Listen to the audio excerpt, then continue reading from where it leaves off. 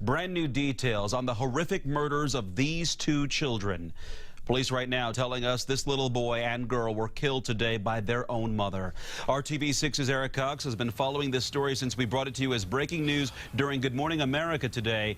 He joins us live from the Montgomery County Sheriff's Office. Eric, such a sad story. What's the latest here?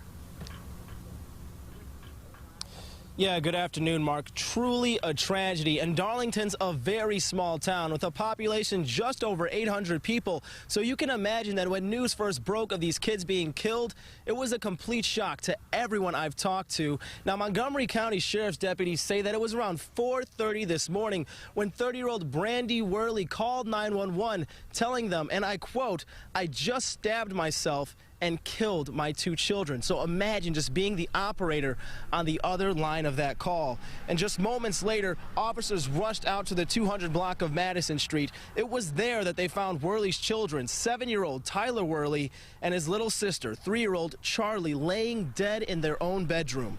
Worley herself was rushed to Methodist Hospital in Indianapolis with severe injuries to her neck. Her husband asleep in the basement while this whole thing was transpiring.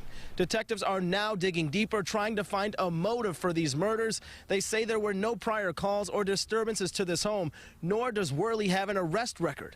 After doing some research myself, I've learned that her husband just filed divorce paperwork yesterday. But as for how that relates to the murders of a 7- and 3-year-old, Montgomery County Sheriff Mark Castile is at a loss for words.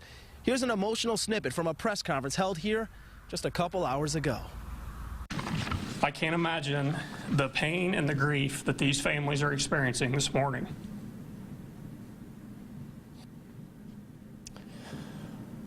Please keep these families in your thoughts and prayers.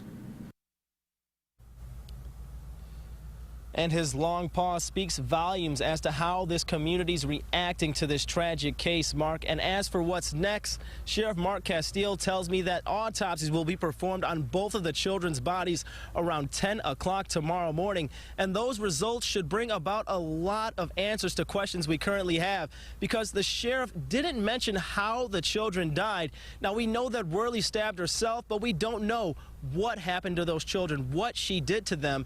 And as for what's next with detectives, I'm told they still have plenty of people they need to interview in regards to this case, including Worley herself. But as I've mentioned, she's currently being treated at Methodist Hospital all the way in Indianapolis, so they'll have to wait a little while until her condition improves to get some answers from her. I'm live this noon hour, Eric Cox, RTV6.